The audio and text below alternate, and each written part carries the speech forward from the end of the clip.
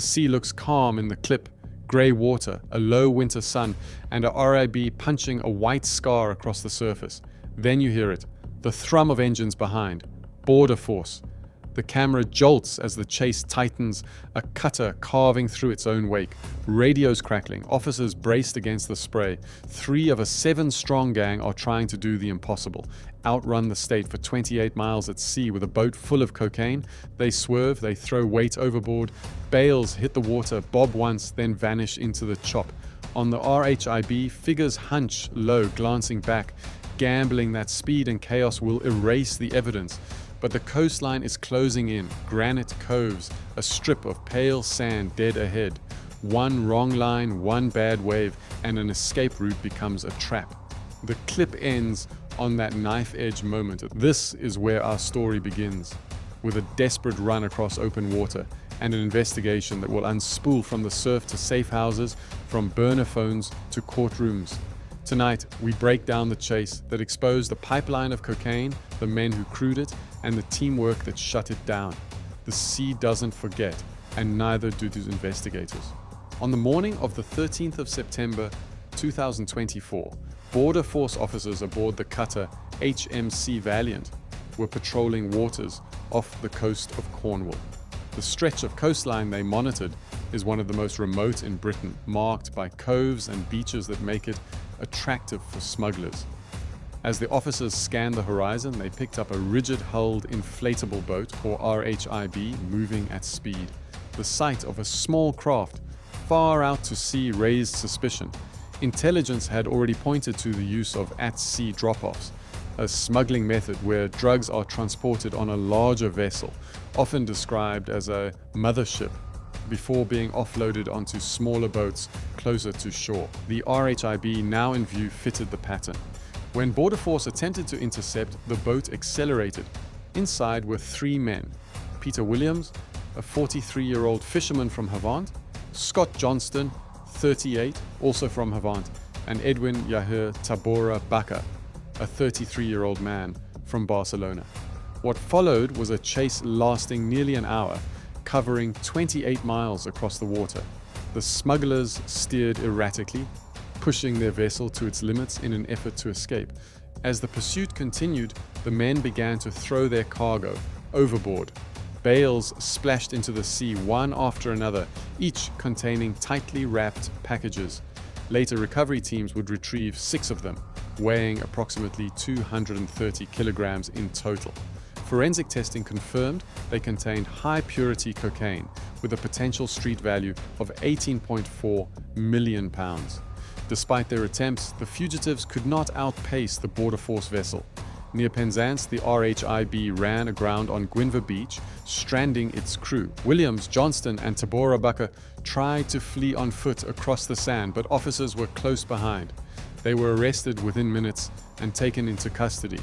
What appeared at first to be a dramatic interception at sea was only the beginning. Once the men were secured, the case was handed over to the National Crime Agency.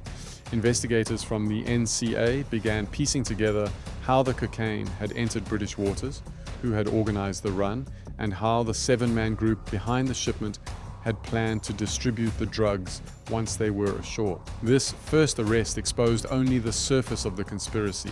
Phones, navigation equipment, and other evidence recovered from the RHIB would provide investigators with their first leads, setting the stage for a far-reaching operation into the criminal network responsible.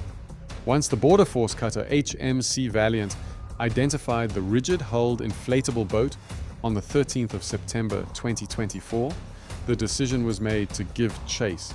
The RHIB was designed for speed. Powered by multiple outboard engines, it was capable of reaching more than 40 knots across open water. For traffickers, this type of vessel offered both the ability to move quickly and the capacity to carry large amounts of drugs. The pursuit began near Newquay. Officers on HMC Valiant closed the distance as the smugglers pushed their boat to full throttle. Over the next 28 miles, the chase moved southwest along the Cornish coast. Sea conditions were challenging, with waves breaking against the hulls of both vessels, but the RHIB's crew held their course, determined to outrun law enforcement. During the chase, the smugglers began discarding their cargo. Border Force officers reported seeing large, wrapped bales thrown into the sea. These were later confirmed to be blocks of high-purity cocaine. The strategy was clear. Without the evidence on board, the men hoped their arrest would not result in major charges.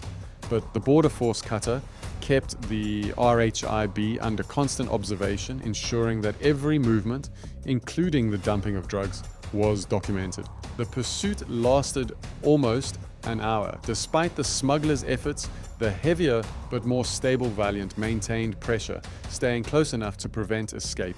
The chase came to a dramatic conclusion near Penzance. The smugglers tried to steer toward the shore, aiming for the beach at Gwynfor. Their vessel struck the sand at speed, grounding itself in the shallows. Williams, Johnston, and Tabora Backer abandoned the boat immediately. They ran across the sand in an effort to escape on foot. Officers from Border Force landed quickly and moved in. The three men were caught within minutes and detained on the beach. Back at sea, recovery operations began. 6 bales of cocaine were pulled from the water. In total, they weighed around 230 kilograms. Experts later confirmed the drugs were of high purity, with a potential street value of more than £18 million. Items recovered from the RHIB included a chart plotter used for navigation, knives, and other equipment consistent with smuggling operations. The attempted escape had ended in failure. What began as a chase on open water now turned into a major investigation. The arrests on Gwynfor Beach provided the entry point for the National Crime Agency, whose task was to uncover who else had been involved in the conspiracy and how the drugs had been arranged for delivery into the United Kingdom. The arrests on Gwynfor Beach on the 13th of September 2024 marked only the beginning of the case. Once the 3 men were taken into custody, the scale of the operation became clearer. Border Force secured the grounded RHIB and began a full search. On board, they recovered navigation equipment, including a Garmin chart plotter, as well as knives and other items consistent with organized smuggling activity.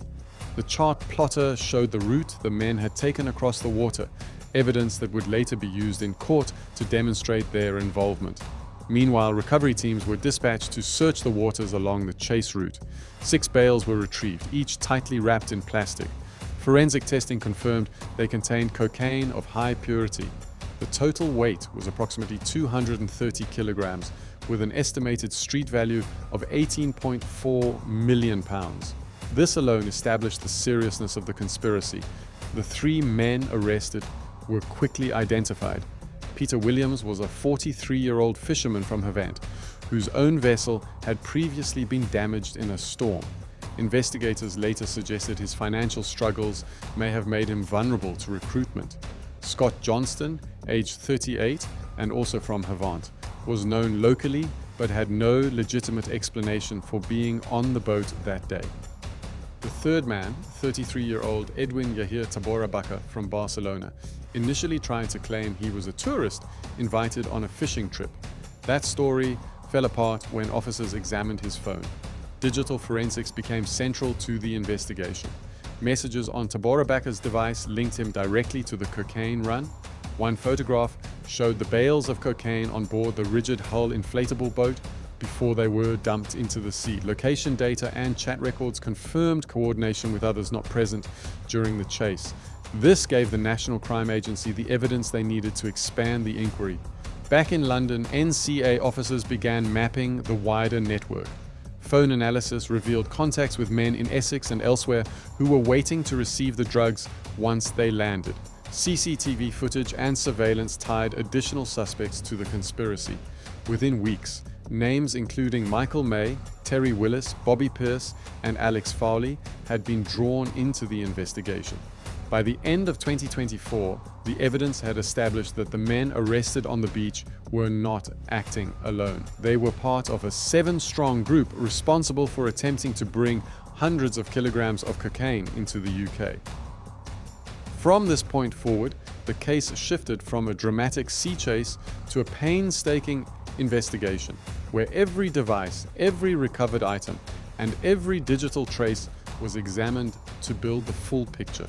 The investigation carried out by the National Crime Agency made it clear that the 3 men arrested on Gwynfor Beach were part of a larger criminal group. In total, 7 individuals were identified as being directly involved in the cocaine smuggling attempt. Peter Williams, aged 43 from Havant, was a fisherman with detailed knowledge of the sea. His background made him valuable to the operation. Investigators learned that his own fishing boat had been badly damaged in a storm, leaving him under financial pressure. Prosecutors later suggested that these circumstances made him more willing to take the risk of joining a smuggling run. Alongside him on the RHIB was Scott Johnston, aged 38, also from Havant. Johnston was described as a trusted associate, willing to take part in the high-risk journey at sea. The third crew member was Edwin Yahir Tabora Bata, a 33-year-old from Barcelona. He attempted to portray himself as a visitor who had been misled, but digital evidence on his phone, including photographs of the drugs, messages, and contact with other conspirators, proved his direct involvement. The network extended well beyond the 3 men on the RHIB. In Essex, Michael May, aged 47 from Brentwood, and Terry Willis, aged 44 from Chelmsford, were waiting to collect the shipment once it reached land. Both were later proven to have played significant roles in coordinating the movement and planned distribution of the cocaine. May had a history of involvement in drug supply, while Willis was also linked to money laundering and firearms offenses. Another member of the group was Bobby Pierce, aged 29, also from Brentwood. He was connected to the conspiracy through communication records and surveillance. Pierce was part of the onshore team, expected to help receive and transport the cocaine. The 7th conspirator was Alex Fowley, aged 35, from Chichester. He was responsible for purchasing the RHIB used in the smuggling attempt, sourcing it from North Wales before the operation. Investigators also found that Fowley had travelled to Newquay, where he coordinated with the rest of the group. Even after the failed sea run, audio recordings from his phone revealed that he was already planning further pickups. In one message, he described a future operation as carrying 0 risk. Together, the 7 men formed a chain stretching from the waters off Cornwall to the distribution networks inland. The use of an at-sea drop-off showed a high level of organization, linking South American suppliers to European and British contacts. For investigators, proving the role of each man was essential to bringing the entire conspiracy before the courts. By 2025, the National Crime Agency and Crown Prosecution Service had gathered enough evidence to charge all 7 men with conspiracy to import Class A drugs. The scale of the case and the amount of cocaine involved meant the prosecutions were handled at a high level, with hearings held at Crown courts. The first trial focused on 4 of the men: Scott Johnston, Edwin Yahir Tabora Baka, Michael May, and Terry Willis. In August 2025, the court heard how Johnston and Tabora Baka had been part of the RHIB crew who attempted to outrun Border Force. May and Willis, meanwhile, had been part of the onshore operation in Essex, preparing to receive the shipment. The evidence against them included phone records, digital messages, and the recovery of cocaine bales from the sea. On the 1st of August 2025, sentences were handed down. Johnston received 24 years in prison. Tabora Baka was jailed for 17 years and 7 months. May was sentenced to 19 years, while Willis received 21 years and 8 months.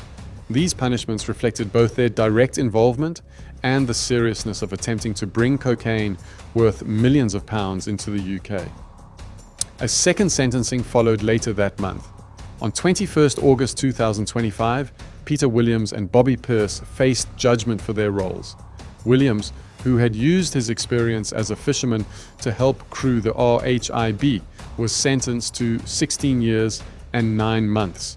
Pierce, identified as part of the receiving team, was jailed for 15 years and 4 months. That left 1 man still to face court. Alex Fowley, the 35-year-old from Chichester who had bought the RHIB and was caught on recordings planning further operations, was due to be sentenced on the 5th of September 2025.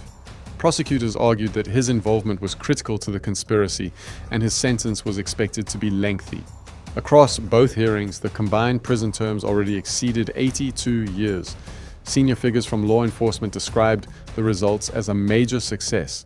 The National Crime Agency stated that the disruption of the network had prevented hundreds of kilograms of cocaine from reaching UK streets. Border Force highlighted the effectiveness of joint operations at sea and the importance of vigilance against at-sea drop-off smuggling methods. For the 7 men, the outcome marked the end of their operation and the beginning of long custodial terms. For investigators, it was another example of how persistence, evidence gathering, and international cooperation could dismantle even well-organized criminal groups. The 28-mile chase off the Cornish coast was dramatic in itself, but its importance went beyond the arrests on Gwynfor Beach. For law enforcement, the case was another demonstration of how organized crime groups have shifted towards at-sea drop-off tactics. By transferring drugs from a larger vessel to smaller, fast craft close to shore, traffickers reduce the risk of interception in ports. The attempt in September 2024 showed how these methods are now being used against the UK. The cocaine seized during the operation, about 230 kilograms in total, had an estimated street value of £18.4 million. According to the National Crime Agency, preventing its distribution meant protecting communities from addiction, violence, and exploitation linked to the cocaine trade. The agency emphasized that even large seizures represent only part of the challenge. Organized crime groups remain determined to supply the UK market, and enforcement must continually adapt to counter their methods. The sentences handed down in August 2025 also sent a clear signal. With terms ranging from 15 to 24 years, the courts showed that those involved in major smuggling conspiracies can expect severe punishment. Senior figures from both the NCA and Border Force welcomed the outcome, noting the strength of the cooperation between agencies at sea and on land. Locally, the case made headlines across Cornwall.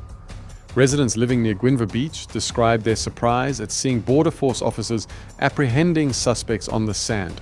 The remote coastline, normally associated with tourism and leisure, had briefly become the scene of a major drug bust. For some, it underlined how international trafficking networks can reach even the quietest parts of the UK. The investigation also revealed the personal circumstances of those involved. Williams, the Havant fisherman, had suffered financial difficulties after losing his own boat in a storm. Johnston and Tabora were willing to take the risks of the sea run, while May, Willis, and Pearce coordinated the receiving side in Essex. Fowley sourced the vessel and continued to plan further operations even after the failed attempt. Together, their actions showed how organized crime groups draw in people with different skills and connections. In the months following the sentencing, law enforcement agencies highlighted the case as a model of successful intervention.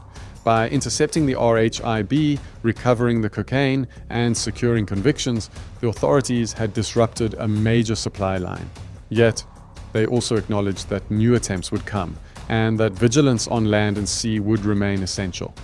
The chase that began off Cornwall on the 13th of September 2024 was only a small part of a much larger story.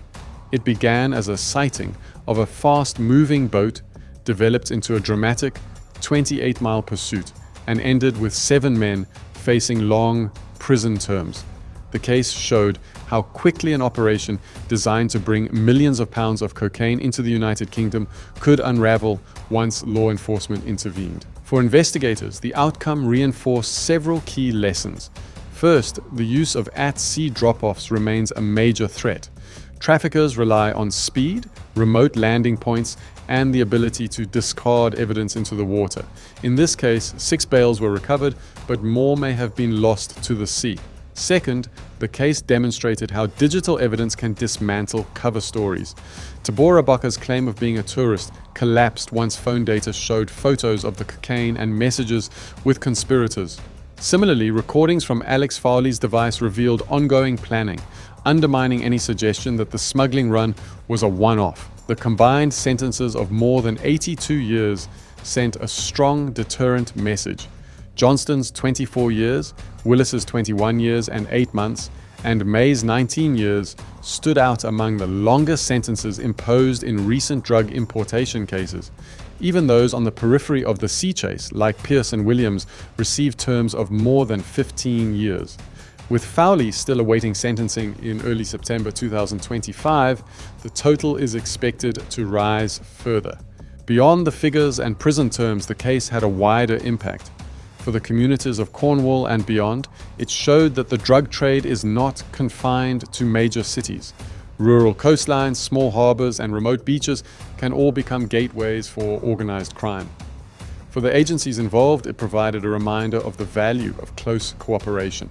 Border Force intercepted the vessel, but it was the National Crime Agency that connected the dots, building the conspiracy case from phones, CCTV, and forensic analysis.